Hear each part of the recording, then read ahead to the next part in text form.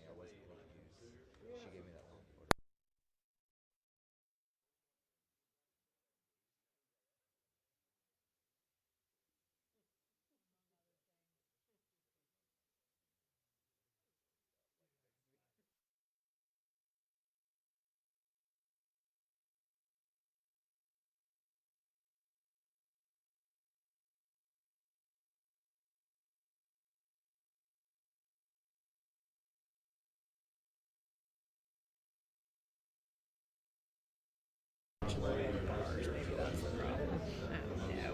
I didn't think about it though, since it was an OSU. I mean, since it was an OSU guy, I was like, but I was like, I would really hate to make this a key part of the story. And it's like, yeah, oh, 8 months. Like, I had several relationships go like 6 months, then all of a sudden it was just like everything was great, and then the relationship was just over. I was like,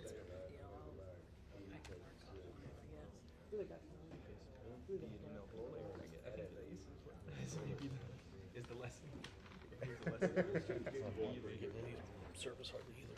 Or email, so. All right, that's cool. Have we been asking for a Wi-Fi down here forever, or have we been asking for a Wi-Fi down here forever? Yeah, exactly. to be fair, I ended all those relationships. I didn't do that. They weren't. All American Yeah. pitchers. It was their lesson. They They learned.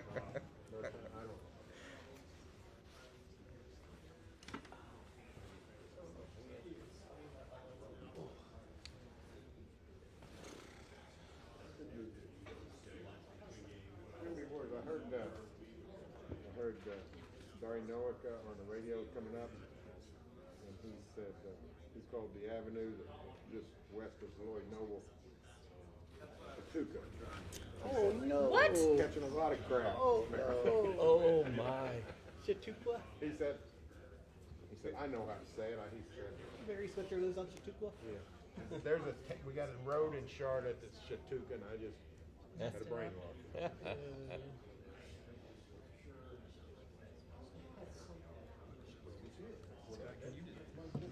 Explain the OSSA thing to me like I'm 5 years old. I've like read the stuff and like I still don't understand. They just want a new OSSA. Yes, exactly. Oh yeah, that I'm glad you wrote what you did about that one. After the podium, we'll do a quick walk off in the hallway too. Okay, sweet. Details out there. You guys. Quick walk off in the hallway. Never happened. Get in now. Yeah, I'm glad you wrote what you did about that OSSA. Yeah, I'll stay.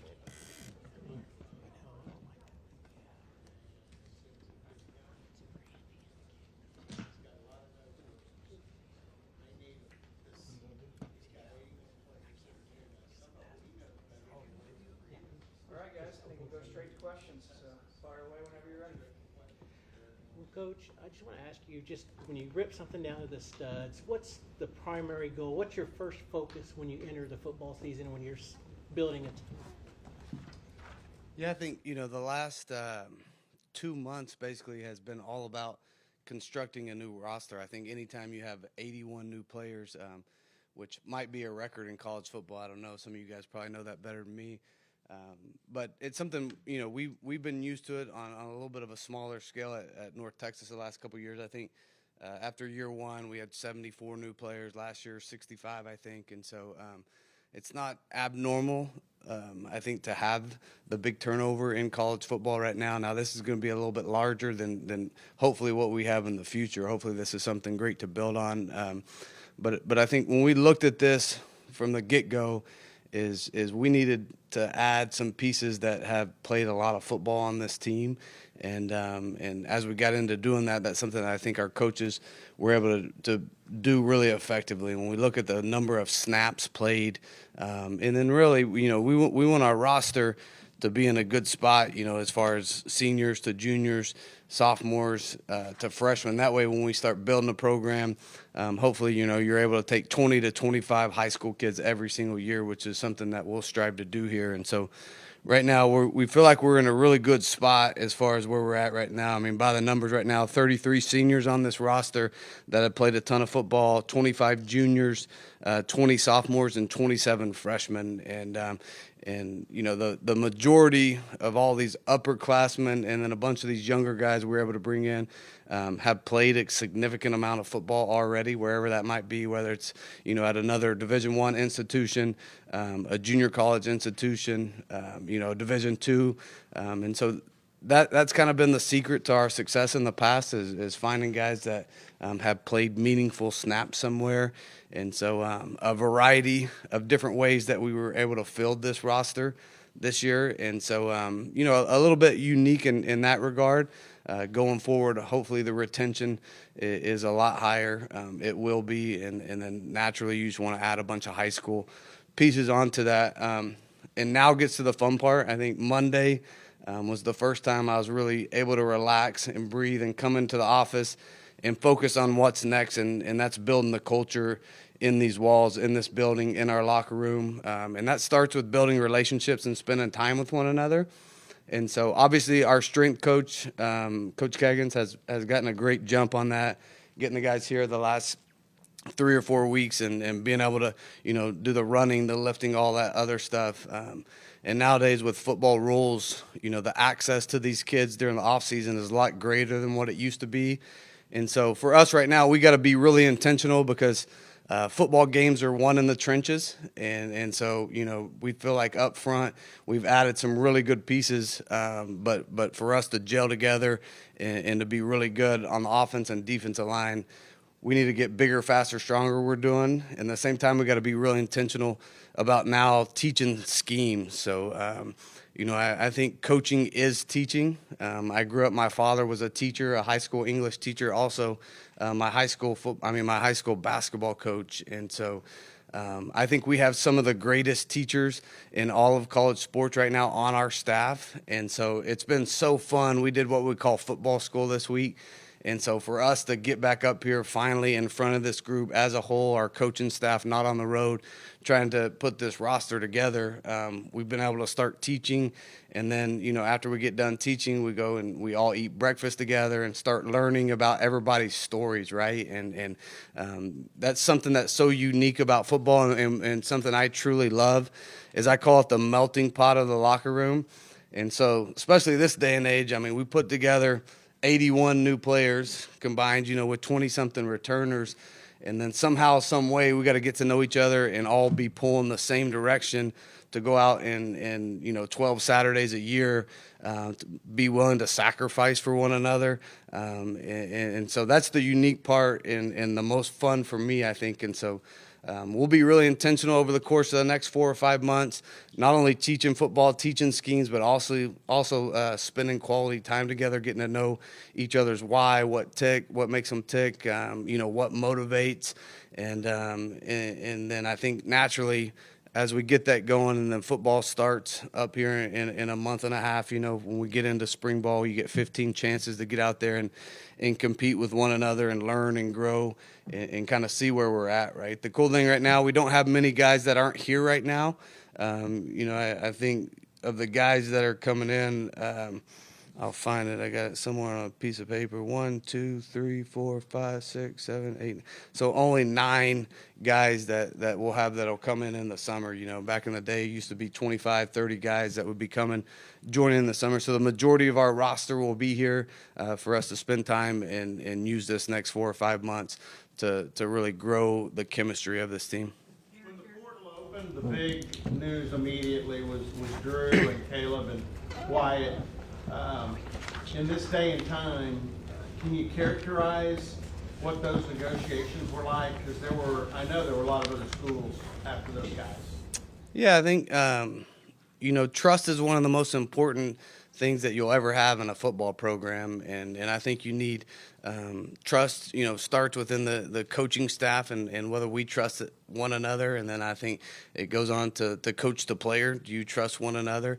And then when you ultimately have great teams, I think, you know, your players trust one another. And I think it takes time to build trust. And so I think those are 2 guys that sitting, you know, you think back a year ago, nobody knew who the hell Caleb Hawkins was from, you know, Shawnee, Oklahoma. You know, had one offer and we found him in camp. And so obviously, you know, we do this the old-fashioned, genuine way. Like, you know, we pour into these kids and we love these kids and their families, right? And so, you know, Caleb Hawkins' mom is somebody that's in my phone, and we've communicated for over a year now and gave him an opportunity. He comes in, he busts his tail, and he creates this opportunity for himself, right? And then I think Drew's story is so captivating. And I think America kind of took over Drew's story this year. Just as it kind of grew, it's just remarkable. A kid that didn't play, you know, high school football in the state of Texas at a storied program, comes in as a walk-on, earns the number 2 job, has an amazing bowl game to kind of burst onto the national scene, right?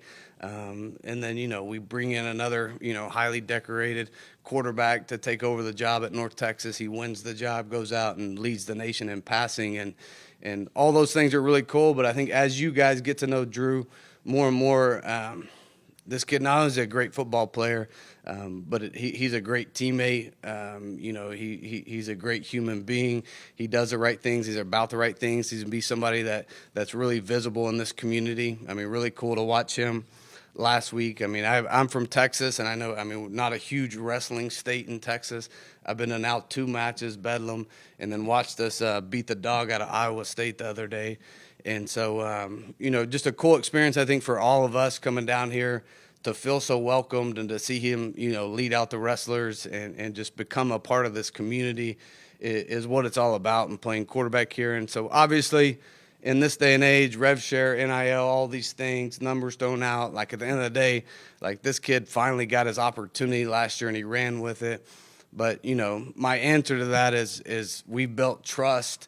And those kids, you know, we didn't recruit them because they were 4- and 5-star kids out of high school and all those things. We recruited them because we believed in them first and foremost, and they came in, they bought into what we were doing as a program, and they were rewarded on the field, and obviously had a lot of production, and 2 really good humans, really good teammates, and lucky to get those guys here and help us build this thing in Stillwater. Quickly on Drew, would you consider his personality kind of disarming?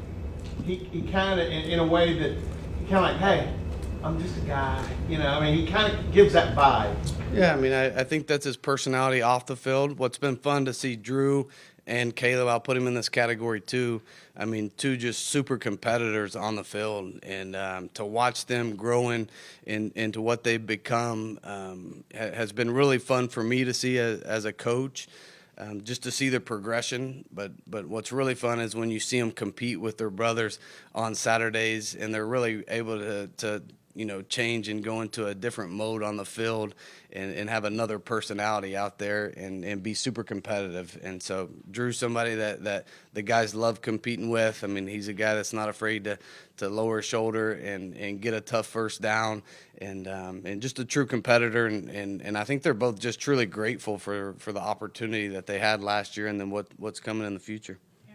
Obviously, Drew and Caleb are the headliners for that North Texas group that you were able to get here, but it's a big group of guys you had on your team last year. Obviously, you want them to make plays, you want them to contribute, but what else are you hoping that group as a collective will bring to this roster and this team as you're working to rebuild? Yeah, I think 18 people coming over from North Texas, 21 if you add other guys that we coached before, you know, Oscar Hammond, Io Adei, and then Tyler Mercer coming from Kansas. So all guys that are familiar with what we do, not only schematically, but how we run the program, the standards that we have, our communication styles, what's expected in the off season. You know, we run a tough program in the off season, and we want things to be extremely hard for them.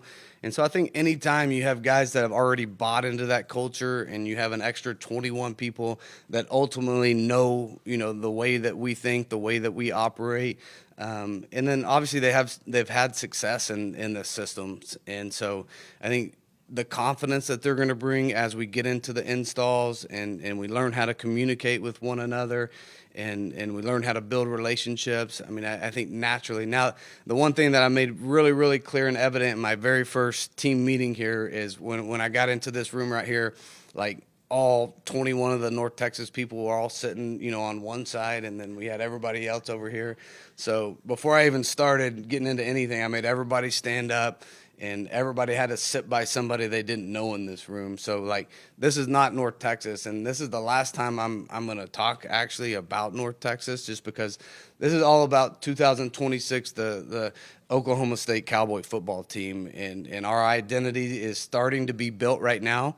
We've done nothing that we've done in the past is going to translate us winning games in the Big 12. And I know that. And so we have to continue to build what this room's identity is going to be this year. And they're going to be a big part of it, and they're going to help bring it all together, right?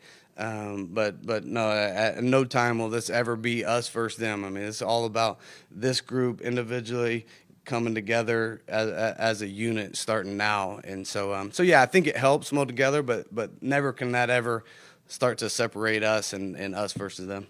You made it very clear how important it is, relationships, getting to know the guys that you're bringing in.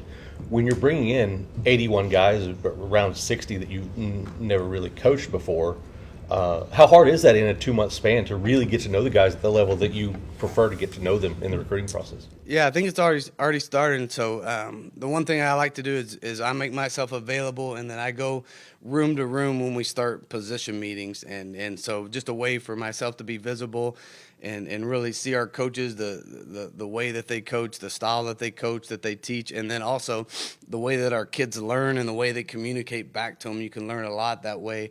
And then for me is just finding touch points for them. And so every morning I find a new kid to eat breakfast with. Luckily where our food is, our cafeteria is right now is, maybe 30 yards from my office right now. And so that's a great chance for me to get in there in the mornings and pick a group. Maybe it's a position group to sit down and eat with and talk. And usually my only rule about that is we do not talk about football. And they're going to start asking football questions and figuring it out. And it's just not allowed, right? And I want to learn more about them as a person, as a human being, their family, where they're from. And so, and then we get another chance after they get done working out and lifting in the afternoons. Dinner is from 5 to 9 o'clock up there in the same spot. And so, luckily, my family's not here yet. And so, I moved into my house about a week and a half ago. I have a mattress. I have one towel that I took from here so that I can shower there. And I went by and bought a case of water, and I have a TV that's on the floor. And so, that's all that I have in my house right now. So there's nothing to go home to. And so this is a great opportunity for me to spend just a ton of time up here and find, these times for me to get around these kids. And there's nothing, I don't have a special way or a magic way to build relationships. The only way I know how to do it is to spend quality time with these kids. And so that's one thing that I'm committed to right now. And it'll continue to be that way throughout the course of this spring. But even, finding ways to bring kids in my office and sit down and just open up lines of communication. Have you had breakfast with Katie Jones yet? I've done a lot of different things with Katie, but yes, I have. So, you've watched a million or a lot of video of him, gotten to know him now. What's your expectation for him as a rookie in the program? Yeah, I think he has a really, really high ceiling, I think. A really athletic kid. I haven't been able to see him do anything football related yet. The only thing I've seen him do is actually just some conditioning runs, some sprint runs, watch him change direction, watch him lift weights. I think one thing that struck me so early about KD is just his maturity and the way he stepped in. Now, the one thing that really helps that is the way that Caleb Hawkins handles his business every day is KD gets a front seat to that, and he gets to see the way that Caleb comes in early and he takes care of his body with maintenance, and he's in the training room. He's in there early for lift. He's already stretched out. The intensity that he does lift with, that he runs with, you're going to fall behind in a hurry if you don't just look and learn and see what made Caleb so successful. So I think, the depth that we have there, you talking about, we got Trey Page that's already in that room that's coming from Tarleton that has a ton of carries. We have, William Mason's a guy that coming from Central Oklahoma that's had a ton of success. So I think for him, he's got a room in there that he can actually watch and learn and grow from guys that have already done it at a really successful rate. Two things. You've done the portal before to a heavy degree. when you were at that other school. I won't mention it. I like it. And then, how tough was this? Because this was even a bigger number, and you're not only looking at talent, you're looking at depth and balance, trying to fill each room. And then the second prong of the question is you signed a kid from Belchase, Louisiana today in your signing class, and it brought back memories. It was an old-fashioned switcheroo at the last minute. Everybody covers recruiting loves a flip, and you got a flip on the day-to-day. So talk about Savion from Bartholomew, I think. Yeah. And then how you navigated the portal with regards to depth and balance. Yeah, I mean, I think navigating the portal is something that really it was constant for 2 months. I mean, I think you have to be ready to be fluid, and it's ever changing, right? And I think it's ever changing with the people that are going out and then coming in all at one time. Obviously now there's a financial piece to it that goes along with that when you're talking about revenue share and you're trying to get the right pieces to come together. And I think for us, like just doing research on kids and having the ability to pick up the phone and call a coach, whether it's an old high school coach, whether it's a school that he's transferring from right now, and try to get information, right? And I think, competitive character is like one of the biggest things to me that sets people apart in our programs, just because when people are here and they get in our program and the way that we operate every day, like they better be able to be ready to compete. And there's one thing, like everything's going to be earned. Every position's going to be earned. Like we're going to this thing with a clean slate right now. And I don't care, and I've made it evident. I don't care, what Raj did with the contracts and what's going on. Like if you're the best player at your position, you're going to earn a chance to play for this football team this year. And whether that's offense, defense, special teams, we've had a ton of guys, that have come in that started as walk-ons. I mean, Drew's a great evidence, but also a guy in Quentin Hammonds that we brought over that's a starting safety for us that played receiver in high school in Allen. And he made his way as a walk-on at North Texas as on the kickoff team. And all of a sudden at the end of the year, he never played safety his life. He's so good on kickoff, moved to safety, ends up starting the last 2 years, and is a guy that we're going to count on in a lot of different roles here that came over. So I'm a big believer that people get in here and they're going to earn everything that they're given. And so, like, for us to be able to – obviously, we want to acquire as much talent as we can in that portal, right? Now we transition to ripping that all back and then allowing these guys and putting them in positions to compete. Like we'll have some of the greatest competitions that I've had in the last 4 or 5 years during the course of this spring ball, and there's a bunch of spots. Obviously, we got one starter back on offense. He didn't start that many games either. And we got 3 on defense and 0 specialists, and we brought all these guys in. So, for me, like the portal, you got some guys that come in that were highly successful at their last place. Now you also got some guys that are coming over from P4 schools that they're coming over because they didn't have the success that they wanted at that place, or they weren't getting the playing time, and so trying to manage all these guys' feelings. Like I'm not a coach that really deals well with guys that are sad and mope around and don't want to go out there and earn everything. And so it'll be a shock for some of them, but everybody, that's a new starting point for everybody. Some people are really happy coming off a great season. Some people are coming in pissed off and looking for a new opportunity to go prove it, right? And so this will always be a program where you earn everything that you're given around here. I think that's kind of what built Oklahoma State up. The last 20 years, I thought there was a toughness about this place, a grittiness, and somewhere where you took the field against the Cowboys, like you better strap up and be ready to roll because these boys are going to come ready to play. And so we got to get back to that, obviously. And then at some point, these guys, like for me and really diving into the guys that have been here already and some of our guys that are holdovers and some returning letter winners. There's not a ton of them, but just, I had breakfast with Luke Webb yesterday, and he's been here for 2 years. He's a redshirt freshman, will be a redshirt sophomore last year. Like, this is a kid that's been here and loves this place, and he's never won a conference game. like that's personal to me now, getting to know him, and like that's something that will drive me every day, getting up and making sure that I make him accountable, because there's a lot of steps we got to take to get there. Like, we're not even close to being a finished product or ready to travel down the road to Tulsa and play that opening game. There's a lot of work to be done, but there's going to be a lot of motivating factors for us pressing all the right buttons to ultimately get to where we want to be to be able to win the game. Eric, I'm sure a lot of coaches, when they're out recruiting, whether it's the portal or high school guys, have similar messages about, I'm going to give you the chance to come in and earn an opportunity. Do you think it helps you? Do you think your message rings truer maybe for some guys when you're able to point at guys like Drew and Caleb? Like, do you use those guys as examples of, hey, this is what I did with this guy, and if you look at where he was before, you could come in and if you work hard, have a similar role? Yeah, I think so. Recruiting just changed so much over the course of the last 7 or 8 years in particular. And I know there's a bunch of people in this room where remember, this Wednesday event and this press conference was a huge deal, and you showed tape up here, and you got all these high school guys coming, and everybody's super excited about this new wave. And the big question then was like, how long was it going to take to develop this kid, right? There's going to be this track on usually your bigger guys are going to take 2 or 3 years and till they can get on the field, and then you'd have a guy that's a standout maybe athlete that gets on the field early.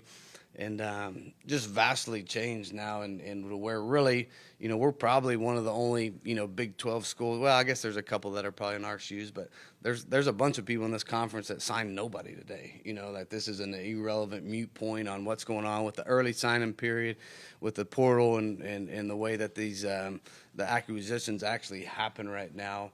And so, but yeah, I think that and for us, like, we'll never be afraid to take a chance on somebody we believe in. And the one thing that I believe in always is personal evaluations. Like, I want to see these kids do it. And all the things I talked about, not only like are his measurables right? Is he big, fast, strong? Can he run? Can he change direction? We like to see track times. I like to see how they jump, how they do this, all the different things. But to have the competitive character that we want in this program is something that I think, it gets ignored this day and age, because people want to watch all the huddle tape, which is so accessible, and then you have to offer kids so early, right? Like, as we went back on the road kind of at the back end of this thing, obviously in this 27 class, like, we feel like we're behind right now, and I think that's a natural feeling, because at this level, at the P4 level, these guys have been recruiting these guys for well over a year now. And now, we're looking, obviously for a little bit different caliber athlete now moving up to a P4 school. But at the same time, you got to sit there and think and like, okay, well, there's a bunch of really good programs, some blue bloods that wanted a bunch of these players that we had, coming with us this year. And so, so not losing that art form and what's made us good. Obviously, we're going to recruit at a different level. It's all about building relationships and winning some of these, recruiting battles in Texas and Oklahoma, which is not easy to do this day and age. But at the same time, like I think that we've done a nice job at evaluating talent and finding some of these guys that maybe didn't have these opportunities because they checked all the boxes for us, right? And we got the personal eval, and then also, hey, this is a kid that's tough. He's super competitive. He plays multiple sports, finding out and making a phone call and figuring out, how he handles his business on a day-to-day. So we'll continue to really, kind of go through the proper channels to recruit the right person into these seats. But yeah, I think in the portal at some point, obviously I think the production helps too, just the way that the offense has been able to produce over the course of the last, 15 years or so, that at certain positions that they want to be involved in the story or the development of quarterbacks. Like obviously, Coach Brophy does a phenomenal job developing quarterbacks. So at some of those possessions, it helps. Eric, we see the kind of skill players that you've brought in on the offense. But the line, obviously, you got 20 offensive linemen coming in. Are there fingerprints when it comes to offensive linemen for your offense, things that you look for in all those guys? Or just kind of give us an insight of what that looks like in your offense. Yeah, I think I saw a cool graphic the other day. Actually, one of the coaches sent it to me, but of offensive linemen for next year, 2026. We're like in the top 10 on our roster for the amount of snaps that have been played in all of college football. And so that was cool for me because that's something that we really look for, right? And so we have a bunch of guys that we brought in, you know, obviously like Braden Nelson's played left tackle for us the last couple of years, Johnny Dixon, Desmond Magia, Tyler Mercer started for us as a freshman at North Texas, Joseph Hanson's coming from Coastal Carolina, Ashton Lepo's coming from Michigan State, Sean's coming from Portland State, Jacob Sexton coming from Oklahoma. But like all those guys I just read about, like they all have over 1,000 snaps that they've already played, and some of them close to 2,000 snaps they've already played in college football. And so like I don't think that you can replicate game reps. Like that's something like I'll stand on the table and I'll die on that hill is to have that experience. And I really don't care where it is. Obviously the higher levels that you get, the competition's better, and I think, you know, they've just seen a faster athlete and things happen a little faster. But like we've had great success with getting Division II guys, and that's why you know, to me he's a no-brainer. You go get a guy, you know, from Bixby, Oklahoma, by way of Central Oklahoma, that's an All-American that, you know, has led his team in tackles the last 2 years. Like this kid's played a ton of football. He's seen a ton. Now, you know, for us, you know, when he gets here, the verbiage is different, and it's on us to kind of get him up to speed, caught up to speed on what we do schematically. But I think those kids that have played a lot of football, like it's a lot easier for them to connect the dots, and it's a lot easier for them to go out there and make sense of what's going on because they've been a part of it live in action, you know, on game day when the bullets are flying out there. And so yeah, I mean, our offensive line I think is a little bit further ahead as far as maturity of games played. As opposed to our defensive line right now. And I do think, you know, defensive line-wise, we do have some defensive ends here, and then Iman Oates inside. So we do have some pieces that I think are really good players when you look at what they've been able to do here. And so excited about kind of where we're at up front on both sides. But, you know, inside defensive line-wise, we like to roll guys in there, and there will be some guys in there that haven't played a ton of football that we'll have to get ready to play through this offseason in the next 5 or 6 months. Eric, go ahead. Eric, how big was it to retain the coaching staff, get a lot of guys from North Texas that know everything, and what's been the vibe of them basically having a clean slate and starting fresh with everything with this roster? Yeah, I mean, I always think continuity in the sport is huge, right? And so I think, you know, really important for me to be able to bring the coaching staff over. And I think you just pick up where you left off, right? Now, the biggest challenge for the coaching staff now, and something that I've harped with those guys, is like we can't assume that, and we got to start with a blank slate and assume nobody in your meeting room knows nothing right now, right? And I think that could be, you know, a little hectic at times, just for the fact that some of these guys, you know, Coach Brophy can't sit in a meeting and assume that all these 3 other guys know something because Drew knows something because he's been through all this install before, right? So we got to go back to square one, and this is a clean slate, and we got to do a great job of teaching the basics of what's going on right now. Like fundamentally is something that I'm huge on, and for us to get fundamentally better, like we're going to break this down to the nth degree and start with the basics right now. And then even, you know, more so on that, even with our weight program, right? And being able to do the same thing with our off-season program in the weight room right now, just because Coach Keggins obviously has some guys with some familiar faces. So I do think if we do this the right way and we use those guys to almost be like 21 other coaches for us out there as we bring these other guys along, I think it could be a huge, you know, resource for us. After your introduction, you said something about open practices. You still planning on having open practices? Yeah, we'll have some open practices. You know, haven't got it in. Hopefully, we're going to do all of our spring stuff this next week. So, you know, we'll have some open practices. You know, obviously, just getting the lay of the land and figuring out, you know, when we're doing certain things. You know, I think, you know, we'll do one scrimmage on the same day that we have the boys from Oklahoma thing here, and obviously won't be able to use the Boone Pickens for for that scrimmage. Plan on having a spring game. I think on the 18th, so a bunch of information to come out on that stuff. But, you know, we want to be visible. We want you guys to be able to come in there and see us. Obviously, I'm not a big secret guy, and you know, we don't do a ton. We game plan quite a bit. And so we'll be pretty vanilla, just trying to get really good at fundamentals and our base things during the course of this spring. So, yeah, not all of them will be open, but there will be great opportunities for people to come out and see us build this and get behind us, right? And I think, you know, obviously our season tickets, we've sold over 1,000 new season tickets already this year. And so as that continues to ramp up, like this is a place, like, for me, the reception has just been phenomenal for me and my family to be out in this community and be eating and talking and learn about what makes this place special to so many people in Stillwater and Oklahoma City and Tulsa, even in Texas. When I'm down in Dallas, I've met so many people that have ties to this place. And so, you know, I think we want to be an open book, but at the same time, you know, we don't want to put stuff out there that puts us at a disadvantage. When do you start in spring? You know, first day?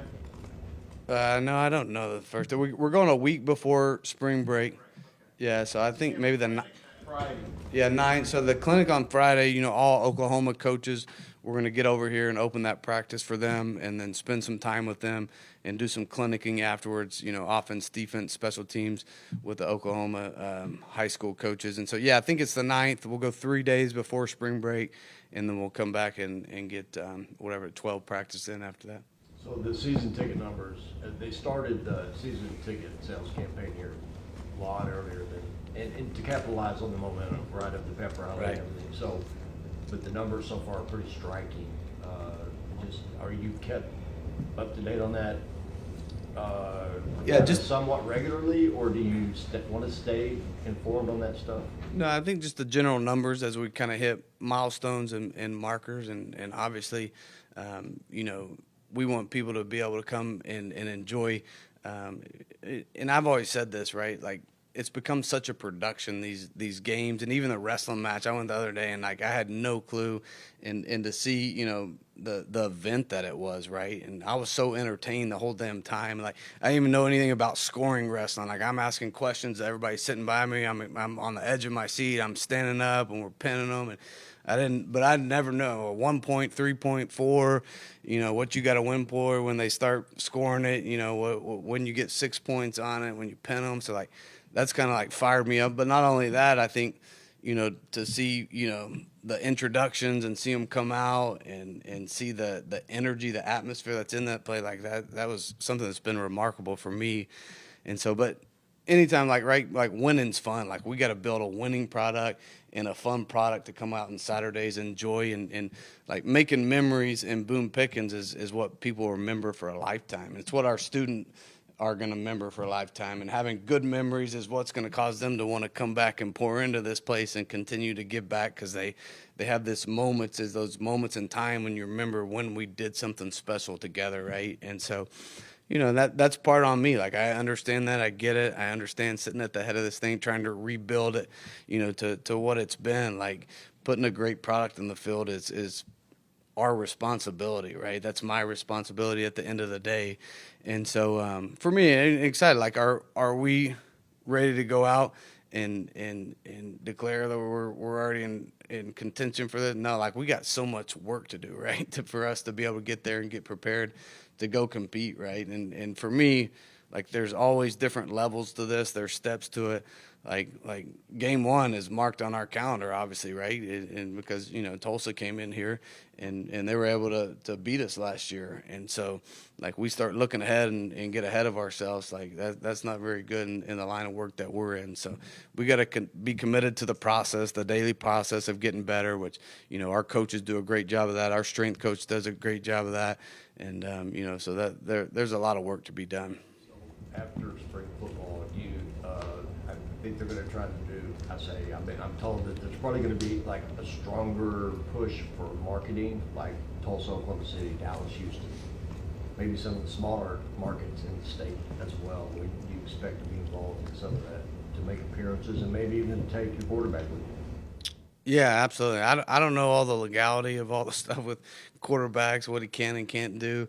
But absolutely. I mean, this is something that I want to get out and be as visible as I can. I've always been that way. I enjoy forming relationships, meeting people. I really enjoy the history of learning about the history of places, and two, it's always been fun to me to just organically let that happen and make myself available to people that love this place, right? And I think that's the fastest way for me to learn and grow and figure out, the rich history that is here at Oklahoma State. And not only the good times, right? The bad times, and to hear people's bad memories and going through these slumps and time periods where we weren't very good or didn't feel like we were, had the resources to compete at the right level.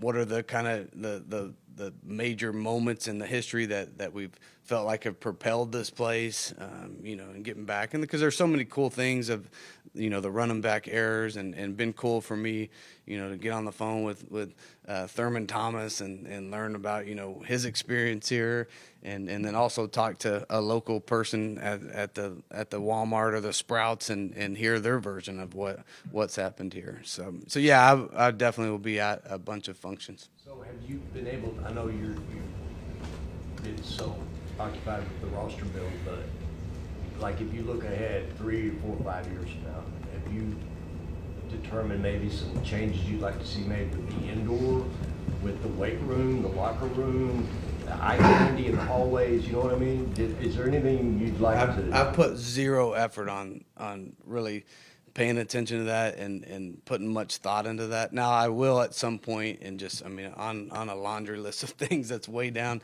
really less important to that. And I've always said, if you build something, they'll come, right? And I think we were able to do that with a program at Incarnate Word, had no history, no success, and you build it, and then, everybody, is complaining and marketing and athletics and sales and nothing, whatever, and then all of a sudden you look up and you've won 3 conference championships, and everybody in San Antonio is pouring into your thing. There's media coverage. People want to know about what made this flip happen, right? And then, kind of similar to North Texas and the trajectory that we were on there.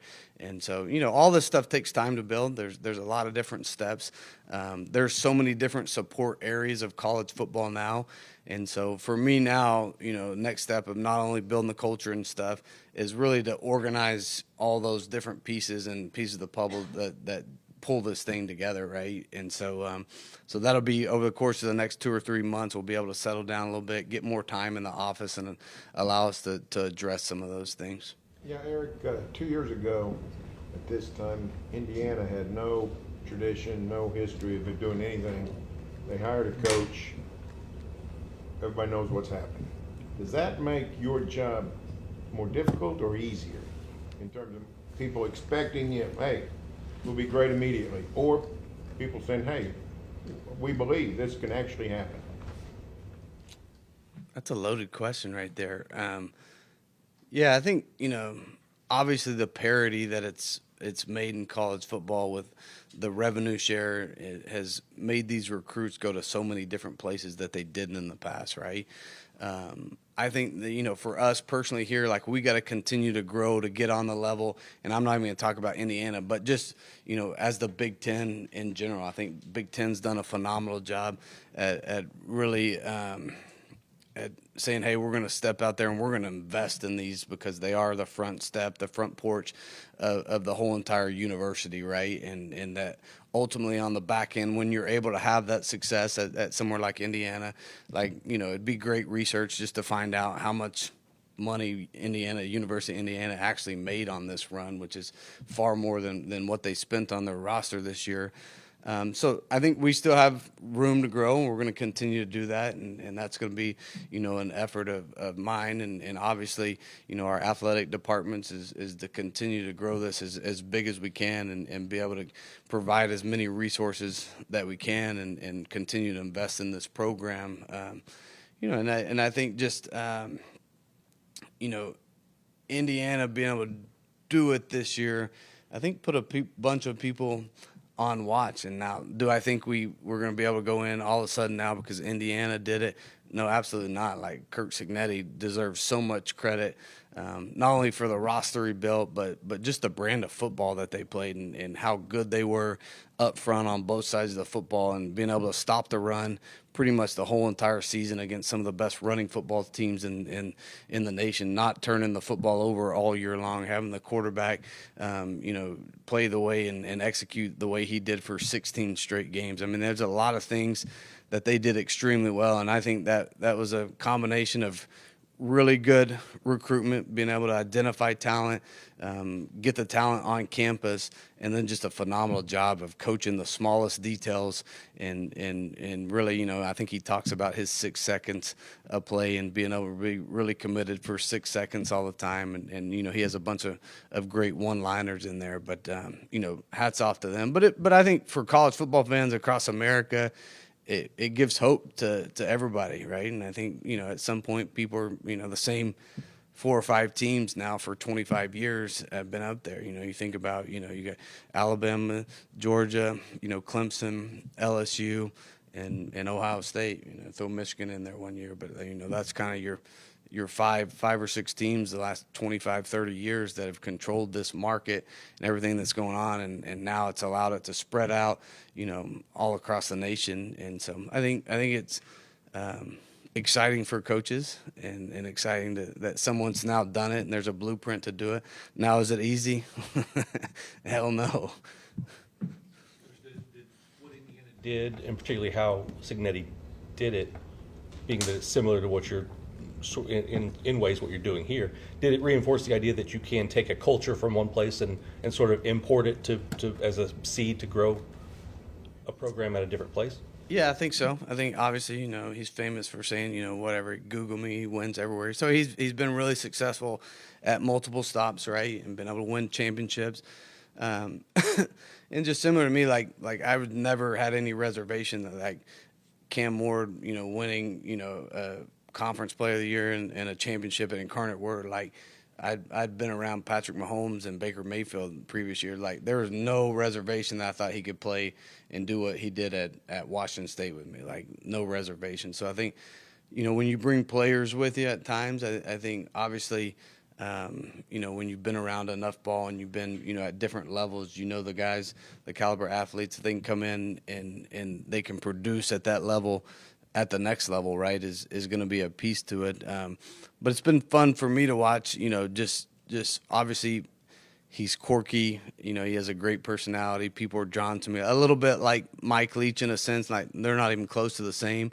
But I think, he's so abstract from other football coaches that I make, he's a media guy's dream, right? Is I think he gives you all these one-liners and he's so unique. Everybody's just drawn to him because they're trying to figure out what he's thinking, how he did it, and he just keeps you on the edge of your seat enough, gives you enough to keep you interested. And so I think they had a lot of cool storylines this year, but obviously that's going to be really, really hard to reproduce that at other places.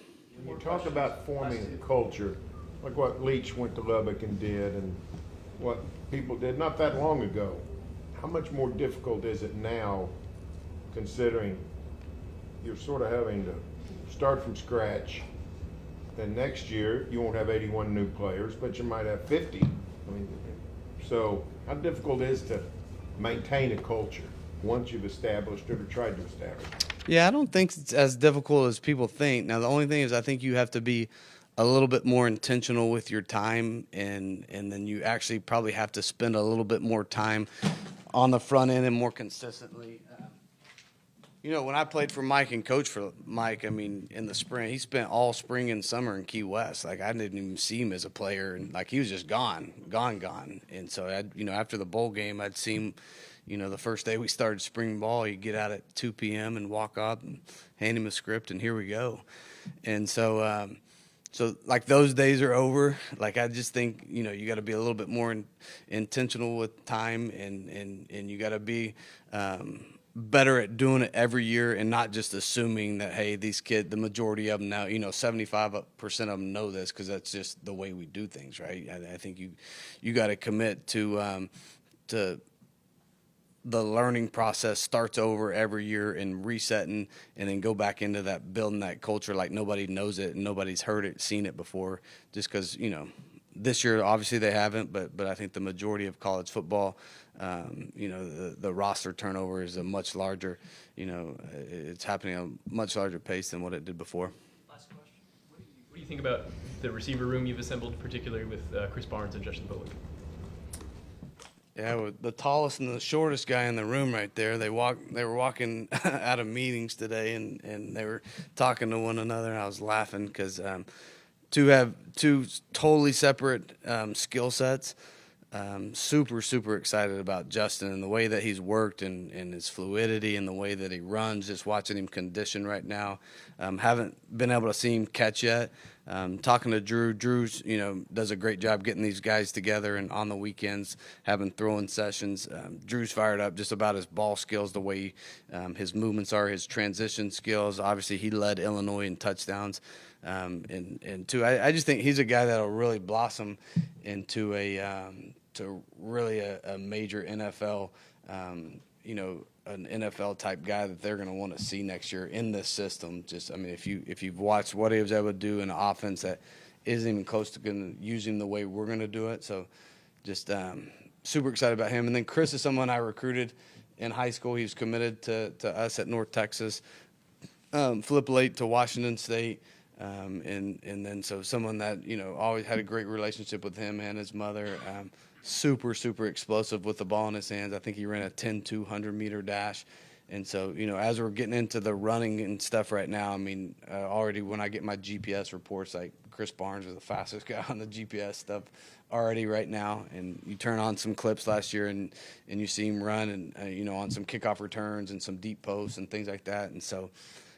For those guys, I think just for me, as still the offensive play caller, like super excited just about the potential and the way I can design plays to get those guys the ball in space in a completely different way, right? And I think they'll complement each other just because, Justin's a guy that's so big and long and has a really big catch radius.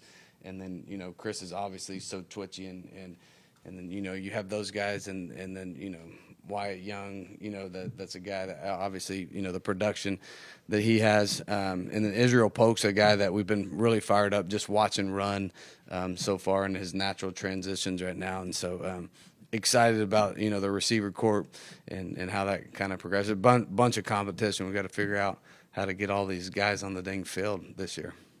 Do you have any final thoughts? We'll wrap it up. No, I appreciate you guys. And like I said, we'll have a bunch of open stuff for you guys throughout the course of spring, and so look forward to forming relationships with everybody in here. And if you ever catch me outside of here, don't hesitate to talk about something other than football. But we appreciate you guys for covering us. Go Pokes!